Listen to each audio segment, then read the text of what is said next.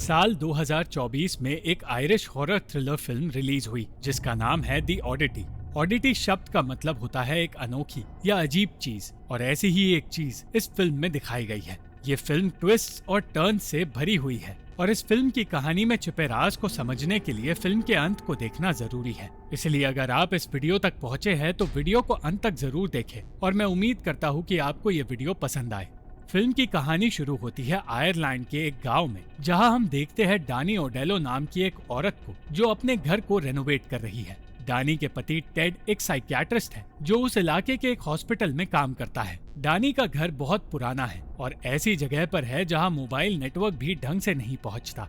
पिछले कुछ दिनों तक अकेले घर की मरम्मत करने के बाद उसे घर में एक ऐसी जगह मिली जहां नेटवर्क मिल रहा था और ये मौका मिलते ही उसने अपने पति से थोड़ी देर बात कर ली। रात होने से पहले वो कुछ जरूरी सामान गाड़ी से निकालकर घर में ले आई, मगर वो अपना फोन वही भूल आई। दरवाजे के पास ही टेंट लगाकर डानी वही सो गई। उसी रात दरवाजे पर ओलिन नाम का एक अनजान आदमी आया।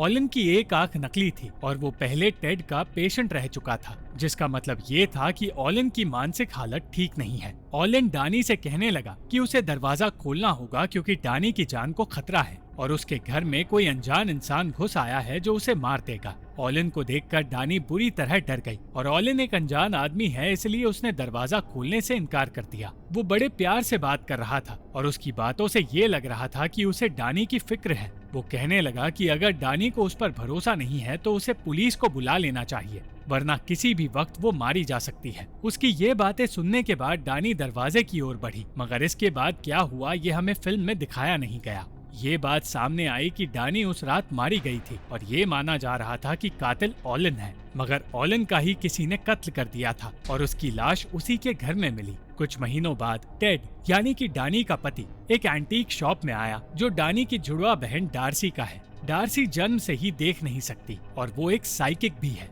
अपनी बहन की मौत के बारे में जानकर डार्सी को बहुत दुख हुआ था। टेड अक्सर उससे मिलने आया करता है, हालांकि उसे डार्सी की अजीब बातों पर विश्वास नहीं था। डार्सी का कहना था कि वो उन चीजों को महसूस कर सकती है जिन चीजों से इंसान का कोई रिश्ता हो। उसके हाथ में एक बेल थी जो उसके मुताबिक किसी लड़के की जिंदगी का एक हिस्सा है, मगर एक दिन रहस्यमय तरीके से उस लड़के की मौत हो गई। वो दावा कर रही थी कि वो इस बेल से उस लड़के को महसूस कर सकती है और उसकी आत्मा उसी बेल के आसपास रहती है। डार्सी ने टेड से डानी की कुछ चीजें लाने के लिए कहा था ताकि उन चीजों की मदद से डार्सी को पता चल सके कि ओलिन ने उसकी बहन का खून क्यों किया। टेड ने उसका रुमाल डार्सी के हवाले कर दिया। बातों बातों में डार्सी को ये भी पता चला कि टेड अब याना नाम की किसी और लड़की को डेट कर रहा है, जबकि डानी को गुजरे ज्यादा वक्त नहीं हुआ था। ये चीज उसे अच्छी तो नहीं लगी, पर उसने टेड से कुछ नहीं कहा। टेड के जाने के बाद शाम को डार्सी घर लौट कर आई। वो अपने साथ डानी का रुमाल लेकर आई थी, जिसे टेबल पर रखकर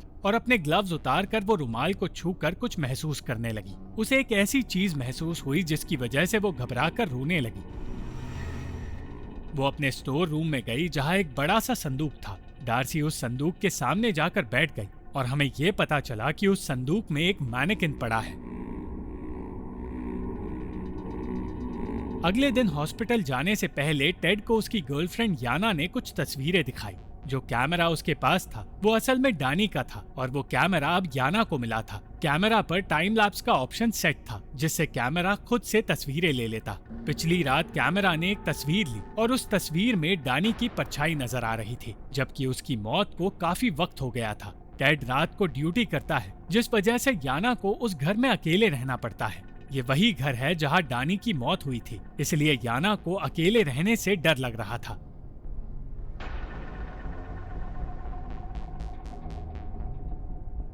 याना ने फैसला किया कि जब तक टेड की शिफ्ट नहीं बदलती तब तक वो अपने अपार्टमेंट में रहेगी। उसने टेड को ये भी बताया कि पिछली रात डार्सी ने एक अजीब सा तोहफा उसे भेजा था। ये तोहफा डार्सी का ही संदूक था, जिसे देखकर वो दोनों हैरान हो गए, पर उन्हें ज्यादा हैरानी तब हुई जब उन्हें डार्सी उसी वक्त घर के बाहर नजर आई। डार्सी को किसी ने इनवाइट नहीं किया था, फिर भी वो वहाँ आ गई। वो उस घर में कुछ दिनों के लिए रुकना चाहती थी। याना उसे घर में रहने नहीं देना चाहती थी, पर टेड उसे रुकने से रोक नहीं पाया। डार्सी से वो संदूक यानी कि मैनेकिन के रूप में एक तोहफा लेकर टेड ने याना से कहा कि डार्सी के घर से जाते ही वो उस तोहफे को घर से बाहर फेंक देगा। टेड हॉस्पिटल चला गया और कुछ देर बाद याना भी निकलने लगी, मगर उसकी गाड़ी की चाबियां कहीं खो गई। उसने चाबियां ढूंढने की कोशिश की, पर उसे चाबियां कहीं नहीं मिली। डार्सी वहाँ इस तरह आराम से बैठी थी जैसे कि वो पहले से जानती हो कि क्या होने वाला है। मजबूरन याना को वहीं रुकना पड़ा। संदूक में पड़ा मैनेकिन अब डाइनिंग टेबल की एक कुर्सी पर था और ये देखकर याना को लगा कि उसे डार्सी ने बाहर निकाला होगा, मगर डार्सी ने इस बात से इनकार कर दिया। शाम को खाना खाते हुए याना और डार्सी के बीच बातें शुरू हुई। याना डार्सी से उसके काम के बारे में पूछने लगी, मगर उसके काम के बारे में सुनकर याना दिल ही दिल में उसका मजाक उड़ाने लगी और सोचने लगी कि डार्सी किसी विच की तरह जादू टोने पर विश्वास करती है। डार्सी ये जानने की कोशिश करने लगी कि याना को इस घर में कैसा महसूस होता है। याना का कहना था कि उसे उस घर में रहना अच्छा नहीं लगता क्योंकि उसी घर में डानी के साथ गलत हुआ था। यह सुनकर डार्सी ने उससे पूछा कि अगर कोई अजनबी तुम्हें दरवाजा खोलने को कहे तो क्या तुम दरवाजा खोलोगी? याना ने साफ इनकार किया और कहा कि वो कोई बेवकूफ नहीं है। ये सुनकर डार्सी को गुस्सा आ गया क्योंकि उसकी बहन बेवकूफ नहीं थी और उसने दरवाजा नहीं खोला था। उसका कहना था कि असल में उसे ओलिन ने मारा ही नहीं है, ये काम किसी और का है। ये सुनकर याना हैरान हो गई और सोचने लगी कि आखिर उसे किसने मारा होगा। डार्सी ने तब जवाब में कहा कि उसे इवान नाम के एक आदमी ने मारा है। इवान एक नर्स था जो उसी हॉस्पिटल में काम करता था जहां ओलिन एक पेशेंट था और टेड उसी हॉस्पिटल में एक डॉक्टर है। ये सुनने के बाद याना को बहुत अजीब लगा। उस रात जब डानी के दरवाजे पर ओलिन आया था तब डानी ने कभी दरवाजा खोला ही नहीं था। ओलिन मदद के लिए आया था और डानी पर किसी मास्क पहने हुए आदमी ने हमला किया था और उस आदमी ने उसकी बुरी तरह हत्या कर दी थी। आज सोने से पहले याना ने अपने बॉयफ्रेंड टेड को कॉल किया और बताया कि डार्सी बहुत अजीब सी बातें कर रही है। उसे ये भी लग रहा था कि गाड़ी की चाबियां शायद डार्सी ने ही छुपाई होगी ताकि याना घर से बाहर ना जा सके। टेड को डार्सी की कही सारी बातें बताने के बाद जब याना घबराने लगी तो टेड ने उसे शांत किया और कहा कि उसे दरवाजा बंद रखना होगा, मगर दरवाजा बंद रखने के बावजूद याना को नींद नहीं आई। कमरे से बाहर आने पर उसे पता चला कि डार्सी सोफे पर ही सो गई है। याना छुपके से मैनेकिन के पास जाकर उसे देखने लगी और उसमें छिपे राज को समझने की कोशिश करने लगी। उस मैनेकिन के सर में 5 छेद थे और उनमें से एक छेद में उसे डार्सी और डानी की तस्वीर मिली, दूसरे छेद में एक दांत और तीसरे में खून। याना बाकी के छेद देखना चाहती थी पर तभी डार्सी जाग गई। उसने गुस्से में याना से कहा कि उसे सारी चीजें वापस रखनी होंगी। पूरी रात डार्सी उसी मैनेकिन के सामने रही, मगर याना को डर लग रहा था और वो डानी के कैमरा में उसकी रिकॉर्ड की हुई चीजें देखने लगी। रिकॉर्डेड फुटेज में उसे एक भयानक चेहरा नजर आया और उसी वक्त कमरे के कोने में उसे डानी की आत्मा भी नजर आई, जिसे देखकर वो बुरी तरह डर गई। याना को कार की चाबियां मिल चुकी थी, इसलिए बिना वक्त गवाए वो वहां से भाग निकली।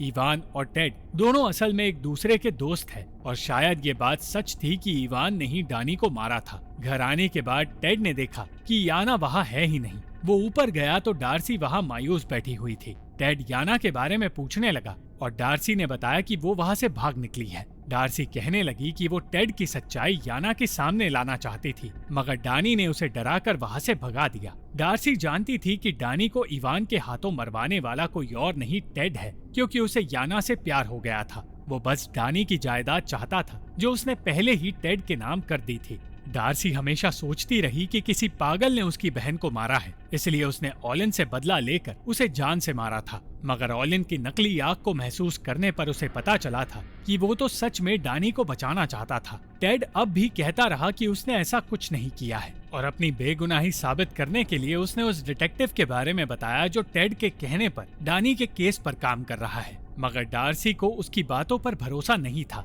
अपना फोन वहाँ छोड़कर और डार्सी को उस डिटेक्टिव से बात करने के लिए कहकर टेड वहाँ से चला गया। मगर सच यही था कि टेड ने इवान के साथ मिलकर डानी को मारा था। ओलिन ने टेड और इवान की सारी बातें सुन ली थी। इसी वजह से वो उस रात डानी को बचाने उस घर में आया मगर डानी ने उसकी बात पर भरोसा नहीं किया और इसी वजह से वो मारी गई। जाने से पहले टेड ने फर्श से एक टाइल निकाल ली थी ताकि जैसे ही डार्सी फोन उठाने के लिए आगे बढ़े वो नीचे गिर जाए, और बिल्कुल वैसा ही हुआ। हॉस्पिटल जाकर टेड ने इवान से कहा कि उसे डानी की तरह डार्सी को भी मारना होगा, और इवान खुशी खुशी इसके लिए तैयार हो गया। इवान जैसे ही घर में आया उसे वो मैनेकिन और डार्सी दोनों नजर आए और उसे पता चला कि डार्सी बुरी तरह घायल है। खून ज्यादा बह जाने की वजह से डार्सी की जल्द ही मौत हो गई। मगर यह कहानी खत्म नहीं होती। डार्सी हमेशा से अपनी आने वाली मौत के बारे में जानती थी और उसने अपनी जान खुद त्याग कर अपने खून से एक रिचुअल को पूरा किया। उसके खून से वो मैनेकिन जिंदा हो गया और इवान पर हमला कर बैठा। इवान किसी तरह जिंदा बच गया, पर जब उसकी आंखें खुली तो उसे पता चला कि टेड ने डार्सी के कत्ल का पूरा इल्जाम उसके अकेले के सर पर डाल दिया है, और क्योंकि वो उसका मुंह बंद रखना चाहता था इसलिए वो उसे मारना चाहता है। इवान गिड़गिड़ाकर कहता रहा कि वो किसी से कुछ नहीं कहेगा, वो बस जिंदा रहना चाहता है। मगर टेड का कहना था कि कोई इवान जैसे पागल पर भरोसा नहीं करेगा, और मैनेकिन की बात पर यकीन करने के बजाय लोग यही सोचेंगे कि टेड ने इवान को मारा है। डार्सी बदला लेने के लिए अपने दुश्मन को मार भी सकती थी, पर उसने इवान को जान से नहीं मारा क्योंकि उसका असली दुश्मन टेड था, जो इतना घटिया और चालाक इंसान था कि उसने हर किसी का इस्तेमाल किया। इवान का भी इस्तेमाल करके उसने उसे एक ऐसे मरीज के हाथों सौंप दिया जो इवान को जिंदा खा गया। फिल्म के अंत में टेड अपने घर चला गया और अकेले रहने लगा क्योंकि याना ने उसे छोड़ दिया। याना ये देखकर खुश नहीं थी कि टेड को डानी और डार्सी की मौत से कोई फर्क नहीं पड़ रहा था, जबकि उन दोनों की मौत टेड के ही घर में हुई है। अपने घर में टेड को वो बेल मिली जिसके बारे में डार्सी ने उसे अपनी दुकान में बताया था, पर जब उसने बेल बजाई तो कुछ भी नहीं हुआ और उसे लगने लगा कि जैसे डार्सी ने कहा था वैसा कुछ नहीं है और कोई भी आत्मा उस बेल से जुड़ी हुई नहीं है। मगर वो ये नहीं जानता था कि वहाँ उस इंसान की आत्मा सचमुच मौजूद है जो उन सबको जान से मार देती है जो उस बेल को बजाता है। Thank you for watching this video. अगर आपको ये वीडियो पसंद आई तो इस वीडियो को लाइक, शेयर और इस वीडियो पर कमेंट जरूर करें और इस चैनल को सब्सक्राइब करना मत भूलना।